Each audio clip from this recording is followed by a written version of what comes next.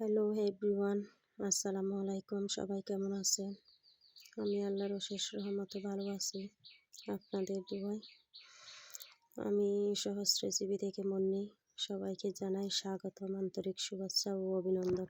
আমার আজকের রান্নায় ছিল, আমাদের এখানে লইট্টা মাছ বলে, আপনাদের এখানে কে কী বলে সেটা জানি না। আমি পেঁয়াজ, মরিচ, হলুদ, ধনিয়ার গুঁড়া, পায়রা মশলা, ম্যাজিক মশলা, জিরার বাটা সব কিছু দিয়ে মশলাটা ভালোভাবে কষিয়ে নিব। কষানোর পর আপনাদের সাথে আবার দেখাবো আমার মশলাটা কষে যাচ্ছে ভালো করে। উপরে যখন তেল বেশি উঠবে তখন আমি মাছ দিয়ে দেব। প্রথমত আমি রান্না করব পাঙ্গাস মাছ দিয়ে আলু, বেগুন, টমেটো, হাইসা বিচি দিয়ে প্রথমত আমি পাঙ্গাস মাছ রান্না করব। পাঙ্গাস মাছ রান্না হয়ে গেলে আমি লইট্টা মাছটা চুলায় দেব। দেখতে পাচ্ছেন আমার পাঙ্গাস মাছটা হয়ে গেছে। এরপরে আমি আরেকটা কড়াই বসে দিয়েছি, দেখতে পাচ্ছেন। প্রথমত তেল দিয়ে দিচ্ছি। তেল দেওয়ার পর আমি ভালো পেঁয়াজ দিয়ে দেব। পেঁয়াজ দিয়ে পেঁয়াজগুলো ভেজে নেব, নাড়াচাড়া করতে করতে। আমি প্রথমত পেঁয়াজ দিয়ে একটু লবণ দিয়ে থাকি। যখন লবণ দিবেন তখন দেখবেন পেঁয়াজ নরম চরম হয়ে যাবে। তারপর কাঁচামরিচ বাটা দিয়ে দিছি। আমাদের এখানে কাঁচামরিচ সিদ্ধ করে আমরা ব্লেন্ডার করে আস্তে আস্তে খাই ফ্রিজে রেখে। আমাদের এখানে যখন শীত পড়বে তখন আমরা কাঁচামরিচ খাই।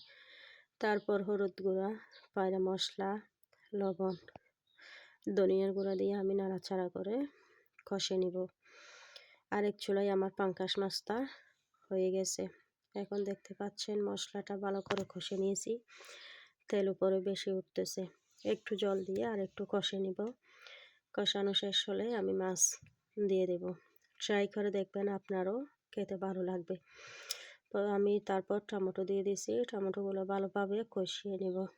টমেটো যখন একটু নরম হয়ে যাবে তখন দেখবেন স্বাদ আরও বেড়ে যাবে। লইট্টা মাছে আমরা এরকম টমেটো একটু নরম করে ফেলি, তখন খেতে ভালো লাগে। তখন আমি মাছ দিয়ে দিয়েছি। মাছ দেওয়ার পর নাড়াচাড়া করতে একটু লইট্টা মাছটা নাড়াচাড়া কম করবেন।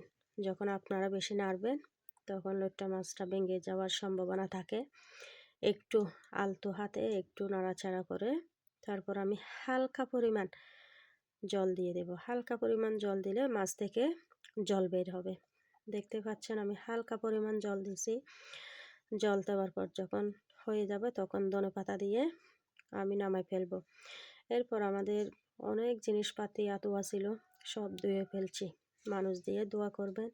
ভিডিওর কোনো অংশে ভালো লাগলে সাবস্ক্রাইব করে পাশে থাকবেন।